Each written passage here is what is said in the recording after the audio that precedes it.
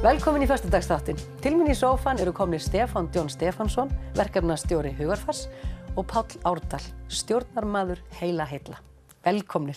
Takk kærlega fyrir að fá okkur. Þið eruð með sameiginlegan kynningafund á morgun. Viljið þið segja okkur aðeins meira frá honum, Stefán? Já, á morgun, 12. maí, erum við með kynningar- og fræðslufund sem í fyrsta skipti sem Heila Heill og Hugarfar vinna saman að svona fræðslufundi og í rauninni bara hvergi betri staður til þess að gera það heldur en á Akureyri. Af því hann er svo fallegur þá? Af því hann er svo fallegur og svo gott veður. Já, alltaf gott veður. Viltu segja okkur aðeins muninn kannski á Hugarfari og Heila Heillum, þessum samtökum? Já, Heila Heill er stofnað fyrir slagþolendur og Hugarfar er sem sagt stofnað fyrir alla aðra þá eða? Fyrir ákominn heilaskaða. Fyrir ákominn heilaskaða. Já, og ákominn heilaskaði. Ákominn heilaskaði er allir skaði sem verður á heila eftir fæðingu. Og þar eru að tala um umferðarslys, líkamsárásir, slagþolendur, heilablóðföll, súrefnisskorts til heila sem verður til dæmis við hjartastopp eða drukknun eða sjálfsvígstilraunir og margt fleira. Og þá er Heila Heill aðalega fyrir, þetta er svolítið óskýrt, en það fyrir mér? Það er fyrir sjúklinga. Það er fyrir sjúklinga? Fyrir þá sem eru með oftast tappa eða blæðingu. Já. Og nú eru þið í fyrsta sinn svona að rugla saman reytum ykkar? Já, ég ætti að fyrsta skipti sem hitt hann áðan. Það er aldrei séð manninn áður. Og er það ekki bara eðlileg þróun, eða ættu það kannski að vinna meira saman, ættu það kannski að sameinast eða hvað? Við ættum að vinna meira saman. Vinna meira saman, kannski ekki sameining en meira samvinna. Já. Og hvað er það svona helst sem þið viljið kynna eða fræða fólk á fundinum? Heila Heill byrjar á morgun.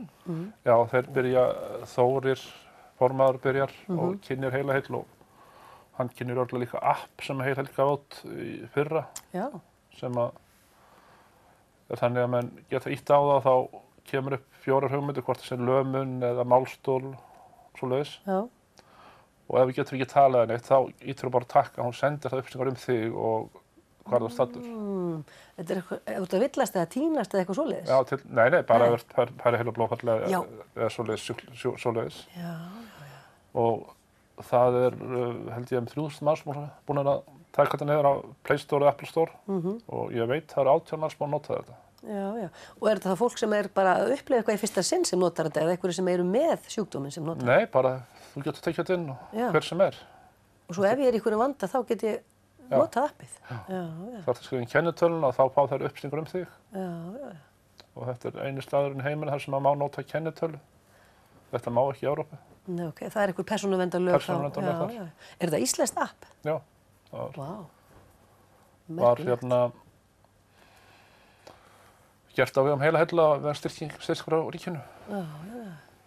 Hljómar eins og svolítil bylting. Já, þetta er mjög sniðugt app. Og eitthvað fleira sem á að kynna á þessum fundi eins og fyrir Hugarfar? Hugarfar er í rauninni að kynna starfið í fyrsta skipti fyrir Akureyri og nágrenni. Og við veitum að það er fjöldi fólk sem hefur leitað til okkar frá landsbyggðinni og þetta er svona okkar fyrsta skref að koma út á landsbyggðina og svolítið segja frá samtökunum. Já, og breiða út boðskapinn og vekja almenning svolítið til umhugsunar og bara svona almenna vitundavakningu á ákomnum heilaskaða. Hvað þetta er flókið, hvað þetta er, þú veist, á mörgum stöðum og náið okkur. Af því að þetta er bara venjulegt fólk sem þú hittir bara út í búð. Þetta eru samstarfsfélagar, kennarar, nemar, fangar. Og þetta er svona hagsmunasamtök kannski eða bara svona alhliða stuðningsapparat? Þetta er alhliða stuðningssamtök og við leiðbeinum fólki og hjálpum þeim og höldum úti jafningjahópa. Er draumurinn að vera með einhverja starfsemi eða bara svona starfsstöð á Akureyri? Það er nefnilega draumurinn. Að einn daginn þá getum við verið með svona einhvers konar útibú eða starfsstöð hér sem maður myndi þá vinna náið með Hugarfari í bænum fyrir sunnan og vonandi erum við að leggja svona svolítið grunninn að því núna með þessari ferð. Er Heilaheill með starfsstöð hér? Já, við hittumst á veturnar einu sinni í mánuði á Greifanum og spjöllum saman. Þið sjálfir eigið svona persónulega sögu. Viljið deila hana með okkur? Vilt þú ekki byrja? Já, ok. Ég fæ heilaskaða við vinnuslys árið 2015, þar sem að ég að ganga milli húsa og fell á hnakkan og skell þar bara með höfuðið fyrst í hálku. Og svo fer allt í klessu og ég fer að rugla saman orðum og fer að skilja eftir hluti það sem ekki að vera og missi mál og byrja að stama og alls konar svona rakfærir sem að fylgja. Og fer í heilaskaða mat á Grensás, þar sem að mér sagt að ég sem er heilaskaða og tekinn inn í endurhæfingu. Og tókstu þetta einhver tíma að finna út úr þessu? Varstu lengi svona skrítið eða var þetta bara mjög? Þetta voru bara einhverjir 2 mánuðir sem að áður en ég var komin inn á Grensás, sko. Rotaðistu við höggið, eða? Ég vankaðist eitthvað, en þetta svona pínu svona móðu núna. En ég fekk góða aðstoð á Grensás og þau hjálpuðu mér heilmikið. Og það var alveg svart og hvítt hvernig ég var þegar ég fór inn og eftir. Og svo fekk ég ennþá frekari endurhæfingu núna síðast á Reykjalundi. Þannig að ég var í hálft ár á Grensás sem að fylgi svo Reykjalundi í kjölfarið. En það nefnilega ekki allir sem eru það heppnir að fá þessa endurhæfingu sem að ég fekk. Og það talið að yfir 400 manns fá það alvarlegan heilaskaða að hann bitnar á bara venjulegu lífi þeirra og hefur áhrif á starf þeirra og nám. Og það ekki nema 40-50 manns af þessum 400 sem að fá þetta alvarlegan heilaskaða sem að fá endurhæfingu. Hvernig stendur það þessu? Vantar pláss, vantar... Sko, vandinn víða og stofnanir Grensás og Reykjalundar eru sammála það að það víða potti brotin í þessu.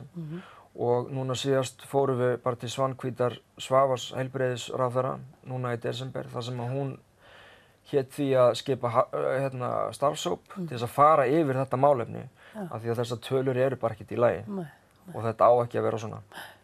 Og þarna erum við líka að tala 40 börn sem að fá mjög alvarlegan heilaskaða. 40 börn á aldrinum 0 til 18 ára sem að þurfa á endurhæfingu að halda en aðeins 1 til 3 Vita hinn ekki af þessu? Þú veist, veit fólk ekki af þessum úrræðum eða bara... Þetta svo óþekkt. Þetta svo fólk áttar sig ekki á þessu. Og það einmitt það sem að Hugarfar og Heilaheill gera, það að vekja athygli á þessu. Þannig að fólk kveiki á perunni og kannski leiti sér aðstoðar og fái greiningu og mögulega þá meðferð. Akkurat. Takk fyrir þetta. Vilt þú segja frá þínu? Ég fikk heilablóðfall fyrir 10 ára síðan, 2008. Og ég hélt að það væri það sem ég hafði veikst áður. Ég veiktist líka 1990 og þetta lýsti sér nákvæmlega eins. Ég vekk svona höfuðkvalir og veldi. Og það var blæðing og ég með tæplega 30 cm gúl í höfðinu. Og ég var fluttur til Svíþjóðar í stóra aðgerð og það var fylltur af gormum. Síðan fór ég á Kristnes þegar ég kom heim og endurhæfingu í 7 vikur og fór svo bara að vinna eftir það. Var þetta þá vægt, myndur þú segja, heilablóðfall? Nei, það svona bjargar mér að hann á milli heilahvelum útlim og það blæðir inn í mænuvökvann. Fyrir mikið eftir hvað þetta staðsett? Já, mjög mikið. En ég var mjög heppinn því að hann svo rosalega stór þessi. Já. Og síðan vann ég, ætlaði ekki verið 7-8 ár múlbrot eftir þetta. Ég var orðinn svo góður. Orðinn svo góður, já. En ertu þá undir stöðu eftirliti eða í áhættuhópi? Nei, ekkert. Þú ert bara alveg öruggur og ég. Já, betri, það var búið að skanna mig. Kærar þakkir fyrir komuna, tíminn hlaupinn frá okkur því miður og vonandi bara mæta allir sem að hafa bara vettlingi geta valdið á morgun. Icelandair Hotel klukkan 1. Og aðstandendur og allir og áhuga fólk málefni bara endilega kíkja. Takk kærlega fyrir komuna. Bara sem flestir. Takk fyrir.